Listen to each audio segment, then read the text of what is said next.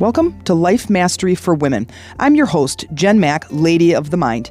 I've been studying mind mastery and emotional management and energy work and its connection to spirituality for over 25 years.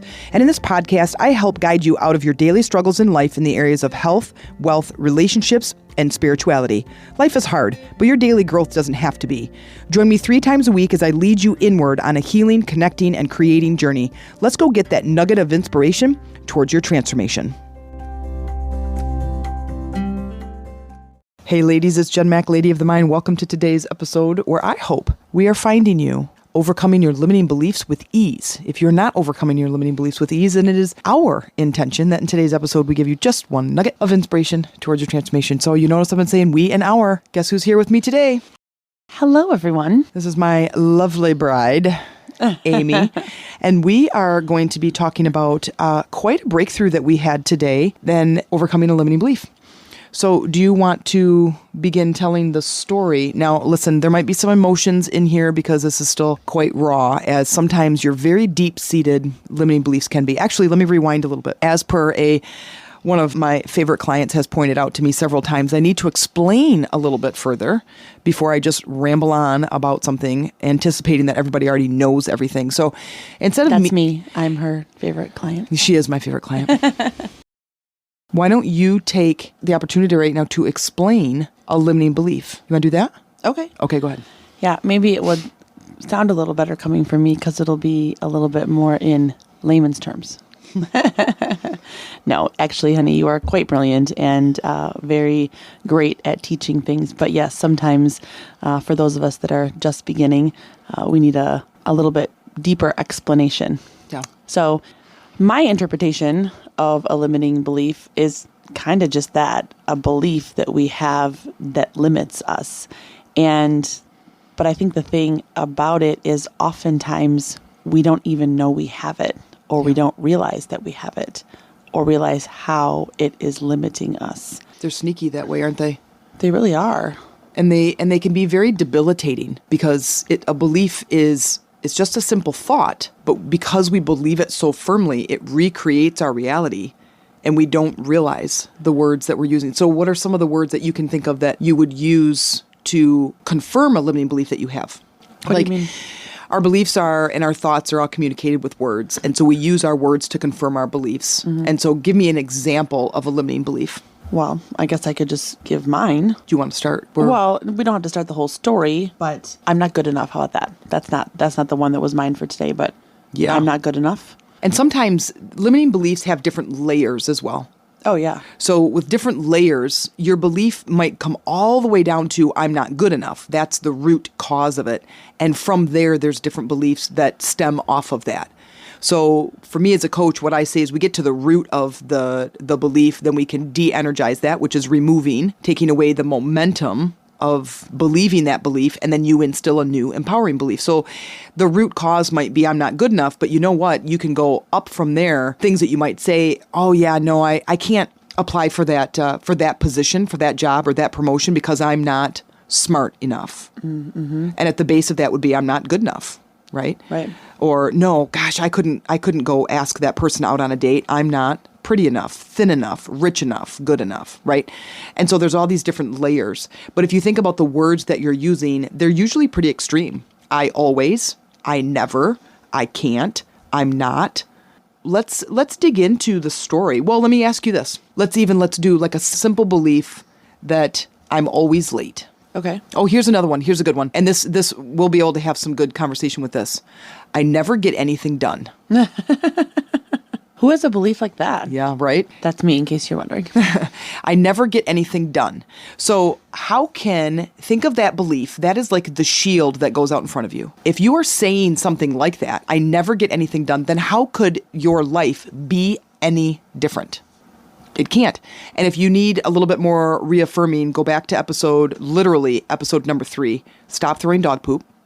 Because you are constantly throwing out the dog poop out on the sidewalk of life that says, I never get anything done. You are reconfirming because it happens inside first and then it shows up in your experience. So tell us about your experience of never. Oh, go ahead. What were you I was just going to say, not to derail us too far, but the trickiness of what you're saying about throwing dog poop is your first instinct is to say, well, no, Jen, I'm not throwing dog poop. It literally just happened. I'm not getting anything done. I didn't get anything done yesterday. And so you feel like you're replaying what happened yesterday, but you're just continuing to perpetuate what happened yesterday, which was the day before that or the couple days before that. Yeah. You said you couldn't get anything done. Well, Or I. the experience that you're having in this current reality today, this moment, is all past thoughts, beliefs, habits, behaviors, actions. But they start with you, and you can change it with your thoughts, with your imagination. You can shift your words at any moment and start shifting your world. So literally picture this. You're walking down a sidewalk and you have a giant backpack full of little baggies of dog poop. And then you have another little section of your backpack that is full of coins and hearts and love and fairy dust, glitter, and chocolate Hershey Kisses. And so you reach out behind you and you have a choice by your words, by your thinking of what you're going to throw out in your day. So if you're on the sidewalk and you're saying things like, I never get anything done, you're just reaching in that backpack, throwing out a baggie of dog poop. Then you step in it. And when you're stepping in it, what's happening in your world is that your dog's thrown up on the carpet, your kid's getting in trouble at school, the phone is ringing off the hook, that your boss needs you to come in again because someone forgot something or someone called off and you need to go in. And then on your way to work with dog poop with dog puke on your shoes, because that's what's happening in your current reality. You go into your job and you go, this is why I don't get anything done. And it's actually not. The cause is you continuously reaffirming your experience. It happens within first. Okay, so Like always forgetting something at the grocery store. oh my God, I hate the grocery store so much. But yeah, it's a I constant. always say, what's a trip to the grocery store without forgetting something? Yeah, and I say, what? How about you just skip the whole thing and not go? Okay, today we were home. It was a Sunday. We were both very, very tired, so we were literally doing nothing. Just a few things, cleaning up around the house. I don't know, standing around doing nothing, right? And we have a group text, a social group text with our youngest son, Cameron, and the parents. Not with Cameron, but it's the parents and his group of 5. So he's got it's a group of 5 boys. They're all very good friends. And so all the parents, we have a group text going. And so I'm going to let Amy fill in on the story, and then we're going to walk you through the whole process of what we did and the sweet, immediate response we got from the work that we did. So go ahead, Amy. So would it be appropriate to let them know about this particular belief that I already know that I have? Sure. I went to a women's retreat similar to the one that Jen has often talked about. Similar in that it was the same one, only Jen was now facilitator along with other women. And so the limiting belief that I uncovered during that retreat was I'm not important. And it's, I want to say come and gone. It's never completely gone. It's definitely a big layered one for me. And so continuing to work through those layers. But today I was conversing in this texting group and get a text from someone in that group into the group that said, oh, whose number ends in da da da da da. I don't have that in my phone. And it was my phone number. And immediately all these emotions come up. So the emotion that came up was how I don't feel important because this person doesn't have my phone number. Now, mind you, this is not a new group text. This group text has gone on since early summer. So July, and it is now February. So 7 or 8 months. And of course, as soon as it's happening, I'm like, oh my gosh. And then I have all these emotions, right? I have these tears behind my eyes and I'm feeling all these emotions. And in the same time, I'm immediately stuffing them back down because I'm like, oh my God, that's so stupid. Don't be upset by this. This is completely innocent. Nobody has offended you. Nobody has attacked you. Nothing like that. But man, it was like, hit me like a ton of bricks out of nowhere. So I'm in the next room and she's like, oh my God, oh my God, oh my God. And I'm like, what? And she's like, nothing. It's so stupid. It is so stupid. And you were in the middle of something. And so you were wrapping it up. Nothing important though, because it was Sunday and we were totally like not doing literally anything. But my only point to that is, if you know Jen, And if she had known specifically what I was battling with and talking about in there, she would have literally dropped anything that she was doing to come in and do what we ended up doing. But she didn't. So for all she knew, I was working on the grocery list, and she was like, nothing, ignore her, do not talk to her, do not engage about the groceries. So when I go in there and I see her and she's like, I have no idea what's going on. Cause you're right. I mean, she was in the kitchen, I'm in the living room, and she's going over the grocery list, which I really would rather have nothing to do with, but I do like to eat. So anyway, so I'm watching her. And so I come in, I see her, and I can tell that she's upset about something. And of course, her words too. So anyway, so I'm like, what's going on? So I said, and I kept saying, it's just so stupid. It's so dumb. She's like, what? And so I said, well, and I retell the story to her, tell her exactly what happened. And then because this is how I am, I immediately begin to defend. It's okay. It's dumb. It's no big deal. I'm overreacting. Yep. And how many of you do that? When you find those emotions like that, and then you're being basically called out on it, sort of. And I like to say that I'm an expert in creating a safe space for emotions to surface. It's what I do. It's what I love. It's what I live for. Ursula. Little Mermaid. Little Mermaid. Anyway, one of these days, and I think we're going to do it at a women's retreat, is there's going to be a Little Mermaid. We're going to play the music, or we're going to play the movie or something, and she's going to sing. She does an amazing Ursula. So anyhow, so I come in there, and obviously I see that she's got an emotional upset going on, and I'm like, okay, tell me what's going on, and she does, and I said, all right, so basically, what is the belief behind that? That I'm not important. And so instead, what happens out in reality, a person would say, oh, but she doesn't know anything, and she didn't mean anything by it. It's just this other parent. And we've met all of the parents, and they all know us, and they all know everybody. And she's, and so we're talking about, well, if she would have gone back and done some, looking through the text, she would know that it's Cameron's mom and blah, blah, blah, and whatever. But it doesn't matter, though. That's the thing about limiting beliefs, is you can't talk them away. Well, and the whole point has zero to do with this other person, because all that did was bring up the emotion. This person did nothing wrong. It absolutely had nothing to do with the actual situation. Yeah. This is like, a radar screen. You see it like, what is it, in Top Gun or something? Yeah. And so the screen it's blipping on the screen. The thing that's blipping is the energy that's in the body. That is the trigger. That's what we call them. They're triggers. And so it doesn't take much to trigger it. And there's times where you don't even need anything that's happening to elicit a response from that trigger. So now, because she's resonating so deeply, this trigger is like wanting to be felt. And let me just give you a little education, is that an emotion is just energy in motion. So this trigger wants to be felt, wants to be seen, and in my opinion, wants to be released. So I basically show up, I get my cape on, and Coach Jen shows up, and I say, okay, go right into replay the scene. Replay, and if you can't get into the emotional state again, is to exaggerate the scene. Because I am completely classic for buttoning it all up and sucking it all in and be like, nothing, I'm good, I'm fine. Nothing, I'm fine, wiping tears away. So I immediately go, okay, what is this? Where are you feeling this? Immediately, it was behind her eyes. Okay, so go into that. Now, we're going to walk you through what happened and what she found. This is one of my favorite things as a coach is the really fun visualizations we get from de-energizing. This is when the energy shows itself and reveals itself. So I say, where's it at? She said, behind her eyes. And so do you want to tell the story of like how it unfolded, especially about the container? This was fun. Oh, yeah. Well, we can just kind of go back and forth a little bit, kind of as it went. Yeah. Oh, I'm sorry. I said it was like little pools behind my eyes. And so I say, just describe it and bring them together. And now get a container, because we're going to bring the energy out and we're going to get it out in front of us.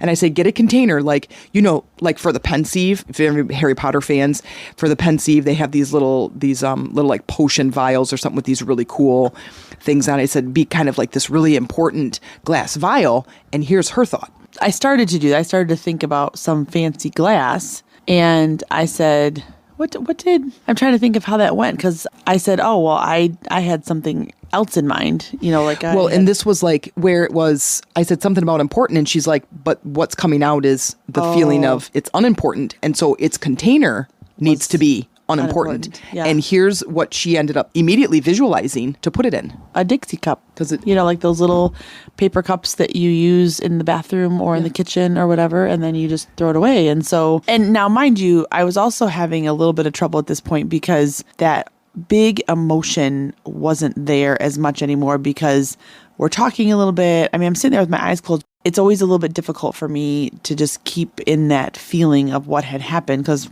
it's not very comfortable, right? So you don't kind of want to stay there. And so I was already starting to suck it in a little bit.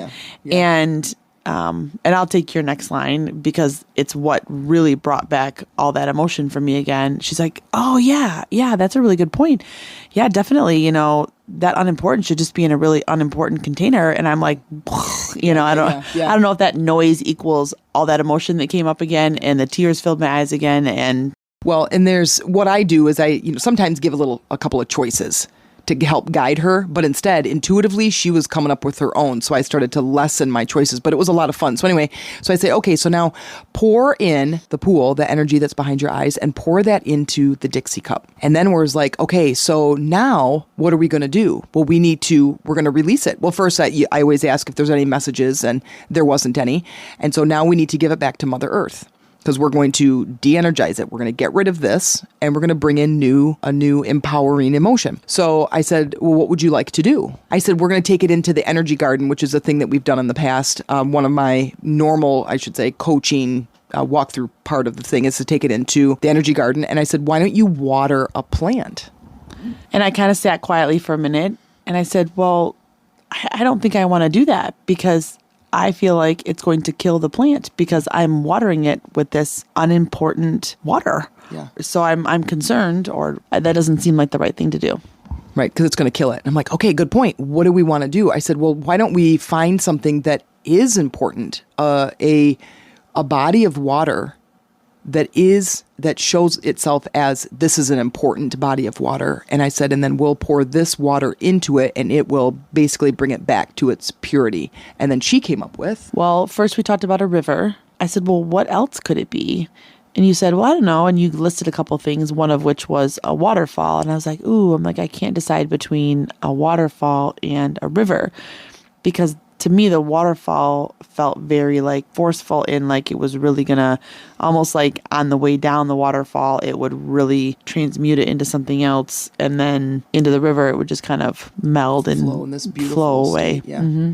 So then we pictured, okay, so here's what we're going to do. So we're going to take this energy and she's going to stand in a very calm, relaxing stream, I guess, at the top of the waterfall. And I said, now we need to recycle the Dixie cup, and there's a garbage bin right there. And so that's recycle it. So walk them through that.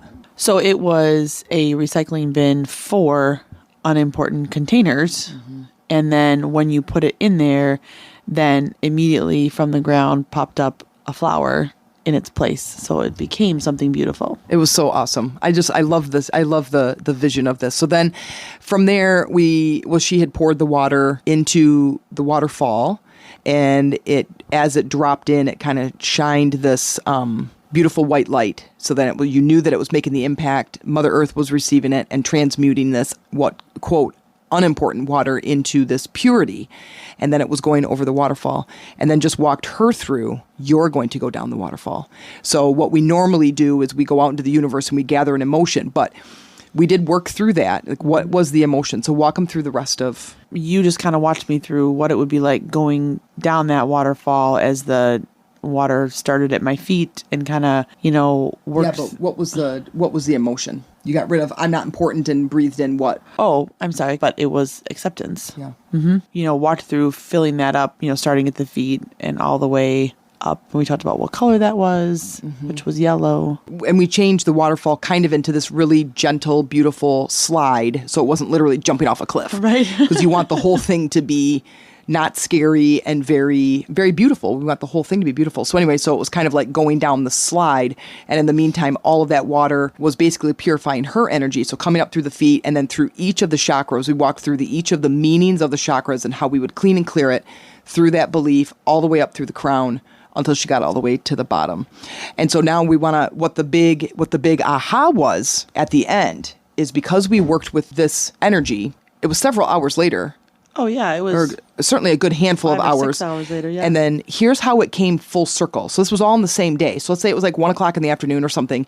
We're going through this coaching and this visual and de-energizing. And here's what happened. So my phone rings, and it is this mom that had been asking in the group whose phone number this was. And I thought, well, that's weird. And at first, for just a half a second, I let it ring because I thought, well, maybe it was a mistake.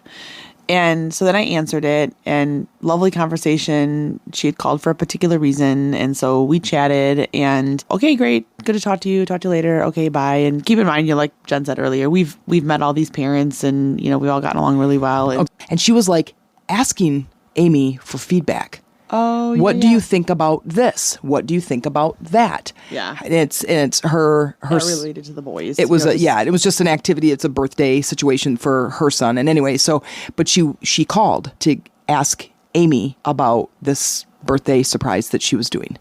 And so it wasn't until she's I'm sorry, I skipping didn't mean to. The main point. You should see her face right now. Okay, go ahead. Okay. So I hang up, and now I would like to point out that I found the importance in this phone call and this information before Jen did. That's fine. I get the point for the earlier part. You get the point for this. We're tied. Okay, here we go. I got to take them where I can get them. That's right. And so hung up. Okay. And now we start to go back to this dinner conversation we were having prior to the phone ringing. And then I kind of sat up and I said, got right in front of her and I said, what just happened, right? And she's like, what? And I said, she called me. We had this conversation after this coaching. That's how fast it can work. This lady has never once called Amy on the phone. It was just, I don't know. I want to beat the dead horse right now, but I don't think I will. I hope you guys have followed this conversation. We're just getting used to how we're going to podcast together. Yeah. And so I'm trying to teach while we're telling the story. And so maybe what we should do next time is tell the story and then do the teaching. I don't know. Hopefully you were able to follow the ins and outs of this today, but we did this coaching. Here was the thing. And then all of a sudden, a couple hours later, this lady calls, sharing some ideas, asking a little bit for advice, like, how do you think this would go? Or do you think this? Or do you think that? And when you do that, that is showing someone that they're important. And she didn't get on the phone and say, hey, I'm calling all the parents. She didn't say anything like that. No. So I just want to reiterate the importance of this energy work, that it immediately starts shifting. It starts shifting things right now. And sometimes it is not in the way that you think it's going to happen. Not that I had any kind of thought anything would happen. But then you start to kind of be aware of what little tiny signs or, you're getting from the universe that says, kind of affirming the work that you did. I think it's important to understand that limiting beliefs limit you, and what they are really are little, sometimes big actually, but they're obstacles that are preventing the serendipities, the opportunities, the possibilities from reaching you, because they're like little tiny shields that are up in your energy system that are just not allowing what is possible to come to you. Because if we are saying, I am always late, then that means you can never be on time. Right. I never get anything done. That means you're never going to get anything done. You're not going to feel accomplished. When we overcome these limiting beliefs, I have found that the technique that I have mastered really over the last 10 years now, it'd be 10 years this summer, is that it's such a very powerful walkthrough. It is gone right now. Now, is this going to be gone forever for Amy? It is going to be gone in the way that it's showing itself. So does she still feel like she's unimportant? There will still be some triggers from that, and we'll continue to coach through them, but they're going to be in different scenarios. Because in this social scenario, she feels that way. In this parenting scenario, she feels this way. In this work scenario, so there's lots of different opportunities to release these pieces of information. But I will tell you this, once they're gone, they're permanent, and they don't come back. And that's what I love about this work, is the healing opportunities that are available to us when you just start working at this energy level. Mm-hmm. So anything else you want to wrap up with that? No, I don't think so. Other than it's always so fun to see these happen, and to get that immediate feedback. So sometimes it's hard work, but it's worth it. Well, and as women, it's, we're very emotional beings, and it is hard because we don't want to feel emotions. They feel yucky, but those yucky emotions are here to teach us something. And it's just like taking out the garbage. If you never took out the garbage in your house is going to be really quite terrible, right? Well, your body is your house.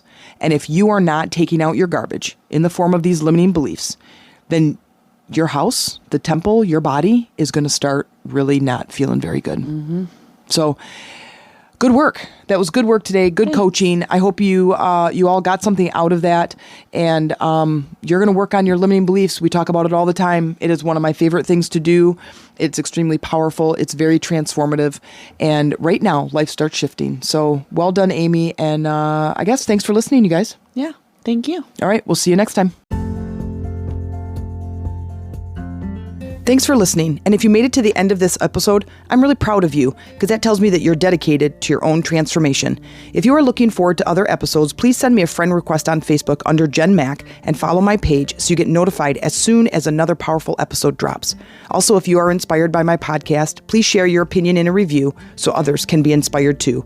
Keep going, growing, and transforming, and keep looking for those nuggets of inspiration.